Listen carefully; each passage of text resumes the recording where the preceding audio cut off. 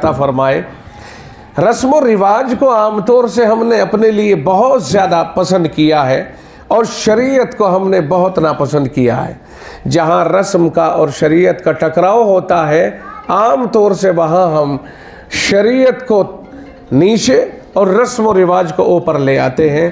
कई चीज़ें हमारी ज़िंदगी में ऐसी ख़ास चल रही हैं कि अगर हम गौर करें तो गौर करने से उनकी क़बाहत और उनका बुरा होना मालूम हो जाता है।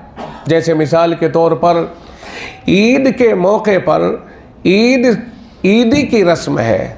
आप हज़रात खूब वाकिफ़ हैं इससे, क्योंकि हमारे इलाके में ये रस्म बहुत ज़्यादा पनप रही है और मुझे लगता है कि हमारा ही इलाका क्या बल्कि सभी इलाकों में तकरीबन मुसलमानों में ये सिलसिला और बाज़ लोगों में और बाज़ कौमों में तो ये सिलसिला इतना ज़्यादा उरूज पर पहुंचा हुआ है कि वहाँ जो ईद के मौके पर ईदी दी जाती है ऐसे लंबे चौड़े अखराजात किए जाते हैं कि गाड़ियाँ भर भर करके इधर से उधर माल मुंतकिल किया जाता है।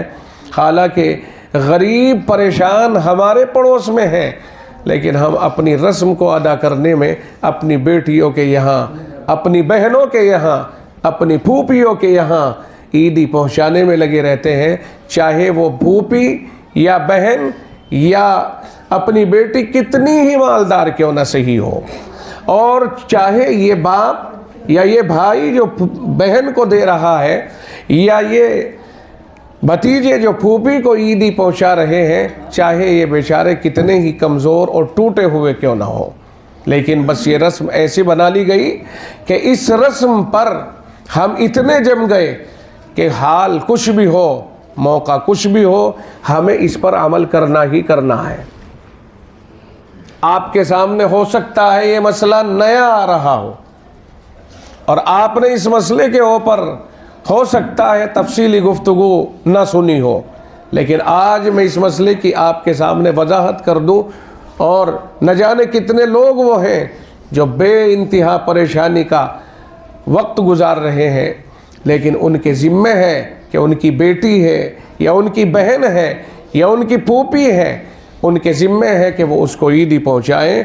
हालांकि उनका इंतज़ाम इतना भी नहीं है कि वो अपने बच्चों के कपड़े बना सकें। उनका इंतज़ाम बाज़ दफ़ा इतना भी नहीं होता कि वो अपने घर में ईद की खुशियाँ सही माना में मना सकें, लेकिन ये रस्म उनके सरों पे ऐसी पड़ी है कि इस रस्म पर उनको अमल करना ज़रूरी समझ में आता है। अक़ल कहती है कि ऐसा नहीं, शरीयत तो कहती है ऐसा नहीं, लेकिन अक़ल भी कहती है कि ऐसा ना करो। ईदी का मतलब समझ लीजिए क्या होता है। ईदी का मतलब ये होता है कि जो लोग गरीब हैं, इतने गरीब जो साहिब निसाब नहीं और भी ज़्यादा गरीब हैं, जो ईद के मौके पर अपनी ईद की खुशियाँ मनाने पर नहीं कादिर हैं, उनके बच्चों के कपड़े, जूते, चप्पल और घर में खाने पीने का ज़रूरी सामान जिससे वो खुशियाँ ज़ाहिर कर सके, इतना उनका इंतज़ाम न हो, तो ऐसे लोगों को ईद के मौके पर कुछ तोहफ़ा दे देना ताकि वो अपने बच्चों का इंतज़ाम कर सके और अपने घरों के ऊपर इन खुशियों को मना सके। वो भी लोगों में इज़्ज़त के साथ सर ऊँचा करके ये कह सके कि आज ईद का दिन है और दो आदमी हमारे घर भी आ जाएं, कुछ शीर खा लें, कुछ खाने की चीज़ हमारे घर भी पक्की हुई खा लें। वो हमारे बराबर में खड़े हो ना सके, इस तरह के कमज़ोर लोगों को तोहफ़ा देने को ईदी कहा जाता है। बात समझ में आई जी? इसी के लिए फ़ितरे की ईजाद हुई थी। सदक़तुल फ़ित्र जो ईजाद हुआ शरीयत के अंदर, इसी के लिए हुआ था ताकि गरीब गुरबा कम अज़ कम इससे अपनी ईद का इंतज़ाम कर सके। लेकिन हो गया उल्टा। आप इसे फिर समझ लो एक मरतबा कि जो लोग कमज़ोर हैं, उनका इंतज़ाम नहीं है कि वो ईद की खुशियाँ मना सकें, वो अपने बच्चों के कपड़े वगैरह बना सकें, वो अपने घर में अच्छे खाने पका सकें, उनका इतना इंतज़ाम नहीं है। ये हज़ारों के खर्चे हैं, है नहीं उनके पास, हाथ कमज़ोर है, कारोबार नहीं चल रहा है, कोई भी वजह हो सकती है, मजदूरी नहीं मिल रही है, मकरूज़ है, किसी वजह से उन पर कर्जा चढ़ा हुआ है, ऐसे लोगों को ईद के मौके पर ईद मनाने के लिए कुछ तोहफा देना, इस तोहफे को ईदी कहा जाता है, अगर आपकी समझ में आ रहा हो तो। अब हमने क्या किया जनाब मन, हमने ये किया कि सिर्फ 3 जिहतों में ईदी चल रही है। भाई है तो बहन को देगा, बाप है तो बेटी को देगा, और भतीजे हैं तो फूफी को देंगे। बात समझ में नहीं आ रही? फूफी जिंदा है, भतीजे हैं, भाई और बाप नहीं, तो इनकी जिम्मेदारी बनती है साहब, हमारी फूफी है, और फूफी कितने साल की हो रही? कहा साहब 85 साल की हो रही। अब वो 85 साल की ज़ईफ़ा, अच्छा उनके हालात क्या हैं, बहन के या फूफी के या बेटी के? कहा हालात, कारोबार है, शानदार कोठी है, बेहतरीन निज़ाम है, घर अच्छा खाता पीता है, लेकिन इनका हाल क्या है? कहा ये बेचारे गरीब हैं, भाई भी गरीब है, या बाप गरीब है, भतीजे गरीब है, मगर बिरादरी ने ऐसी रस्मों में बांध दिया है कि इन्हें चाहे कर्जा लेकर के जाना पड़े, ये ईदी पहुंचा के आएंगे, और अगर ईदी नहीं पहुंचाई इन्होंने तो फिर क्या होता है जानते हो? फिर ये होता है कि उस बहन को टॉर्चर किया जाता है ससुराल में, उस बेटी को निशाना बनाया जाता है ससुराल में, उस फूफी को ताने दिए जाते हैं। वहाँ कहते हैं अम्मा अब की मर्तबा तुम्हारी ईदी नहीं, तुम्हारे भतीजे पूछते नहीं तुम्हें। वो एहसास करती है हाँ पूछ नहीं रहे हैं, उसे एहसास पड़ता है। पड़ोसने क्यों है तेरी ईदी ना आई, कब को आवेगी? अच्छा आएगी तो मुझे भी दिखाना क्या क्या आया है। खोल दिया क्या क्या आया है। अब वो बेचारे गरीब थे, अब रस्म तो इतनी चल रही कि साहब सारे मगजियात दुनिया भर की चीज़ें। एक साहिब के बारे में हमें मालूम हुआ, हमारे गांव के अंदर ही, कहा उसके यहाँ ऐसी ईदी आई है कि हमने ऐसी ईदी सुना भी नहीं, देखना तो दूर की बात है। नीचे से लेके ऊपर तक के सारे सामान, यहाँ तक के बच्चे जो कचरियाँ खाते हैं दुकानों पे वो भी, हर चीज़ उन्होंने अपने यहाँ भेजी है, पूरी गाड़ी भर के भेजी है। क्या भेजा होगा, कौन सी गाड़ी होगी, ट्रैक्टर था या 3 व्हीलर था या कोई और गाड़ी थी, मुझे ये तफसील मालूम हुई है। आप ये बताइए कि इस तरह की रस्में अगर हम ईजाद करेंगे तो कल हमारे लिए ज़िंदगी में कठिनाइयाँ अगर आएंगी तो किसे दोषी करार दोगे? हमारी अपनी ईजाद करदा रस्में हैं और दूसरे लोग इन पर हिर्स कर रहे हैं, यहाँ तक कि पूरा माशरा तबाही की कगार पर गया हुआ है। कोई सोचने वाला नहीं, कोई बैठ के कहने वाला नहीं। घरों में मर्दों की चलनी चाहिए, मर्दों की चलनी बंद हो गई साहब, औरतें रस्में घड़ रही हैं और मर्द गुलामों की तरह से उन रस्मों के पाबंद बने जा रहे हैं। औरतों के मातहत हो गए हैं मर्द। जिन घरों में इंतजाम है, जो खुशहाल है, खाते पीते घराने हैं, उन्हें क्या मुसीबत आ रही है कि वो यूँ कहला के भेज दें कि हमारे यहाँ कोई ईद के मौके पर ये रस्म अदा नहीं की जाएगी, हम तो दूसरों की मदद करने के लायक हैं। जो लोग दूसरों की मदद के काबिल हैं वो ईद के मौके पर इस तरह के गरीबों से ईदी लेकर के क्या साबित करना चाहते हैं? क्या माशरे का गला घोट करके इसे दफन करना चाहते हैं? क्या उन्हें शरीयत का लिहाज नहीं?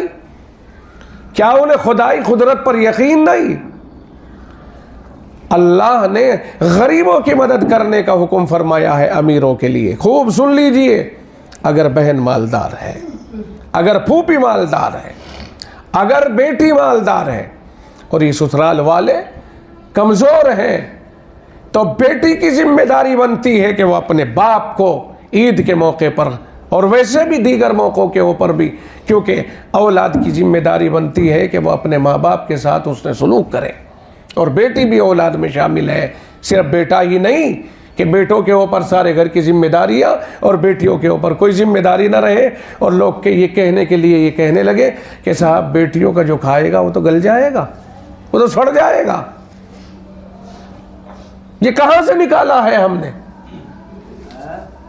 बेटी अगर हमारी खाती पीती अल्हम्दुलिल्लाह, तो बेटी की जिम्मेदारी बनती है कि वो अपने बाप का ख्याल करे, अपनी माँ का ख्याल करे, अपने घराने का ख्याल करे। और अगर बहन खाती पीती है और भाई कमजोर है, तो बहन की जिम्मेदारी बनती है वो अपने भाइयों का ख्याल करे। फूफी अगर मालदार है, भतीजे कमजोर हैं, तो भतीजे की फूफी की जिम्मेदारी बनती है कि वो भतीजों का ख्याल करे। शरीयत तो इसको कहते हैं। इस हुस्न व जमाल में अल्लाह ने शरीयत को पेश किया है, और यहां एक तरफा हो गया। आदमी समझने को तैयार, सिर्फ एक ईदी की रस्म ने ही तबाही फैला दी है और अफरा तफरी फैला दी है लोगों में।